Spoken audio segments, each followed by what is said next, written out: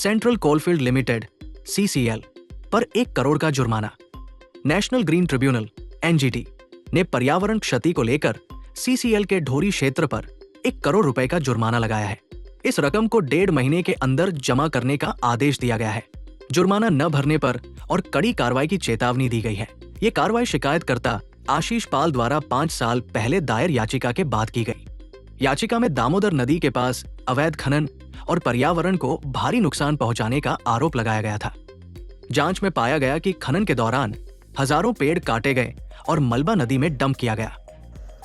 देखिए, ये मामला 2018 से प्रारंभ हुआ और हम लोगों ने जब पिछड़ी कोलवरी की ज़मीन की मापी होने लगी और मापी में यह विलेज मैप से प्रमाणित हुआ कि सीसीएल प्रबंधन के द्वारा दामोदर नदी की जो मूल धारा है उसमें लाखों टन ओबी पत्थर कचड़ा से उसको भर कर बगल का जो प्लॉट है 2099 जो पूर्णतः जीएम लैंड प्लॉट है उसमें भी अवैध उत्खनन किया। अवैध उत्खनन इस स्तर पर किया कि वह जीएम प्लॉट पर ना वो स्टेट गवर्नमेंट से सीसीएल प्रबंधन ने हैंड ओवर लिया और ना ही उस प्लॉट के एवज में उत्खनन के कार्य में वो मुआवजा दिया। वो मनमानी ढंग से बिना खनन विभाग से अनुमति लिए, बिना फॉरेस्ट विभाग से अनुमति लिए हुए उस प्लॉट में उत्खनन का काम किया।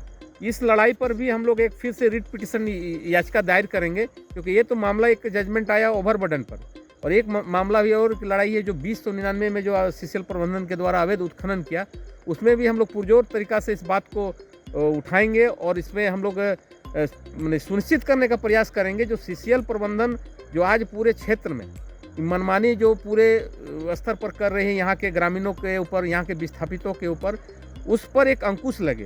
क्योंकि पूर्व में आपने देखा होगा कि यहाँ के बड़े बड़े जनप्रतिनिधियों के खिलाफ, यहाँ के नेताओं के खिलाफ जब भी सीसीएल के खिलाफ आंदोलन करे तब एक डैमरेज शूट करके, करोड़ों रुपये का डैमरेज शूट करके उनको मनोबल को तोड़ना, उनको जेल भेजना।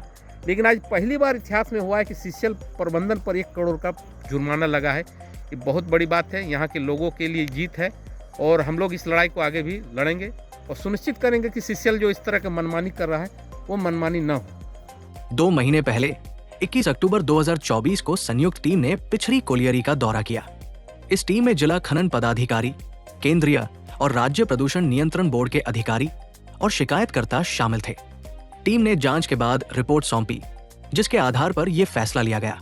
ये पर्यावरणीय क्षति करीब 20 साल पहले हुई थी। हालांकि सीसीएल प्रबंधन ने दलील दी कि ये काम 1972 में खदानों के राष्ट्रीयकरण से पहले हुआ था। फिलहाल इस क्षेत्र में खनन कार्य बंद है। धोरी क्षेत्र के जीएम रंजय सिन्हा ने कहा कि उन्हें इस आदेश की कोई जानकारी नहीं है। दामोदर नदी आसपास के सैकड़ों गांवों की जीवन रेखा है। इसका पानी पीने और कृषि कार्यों के लिए इस्तेमाल होता है।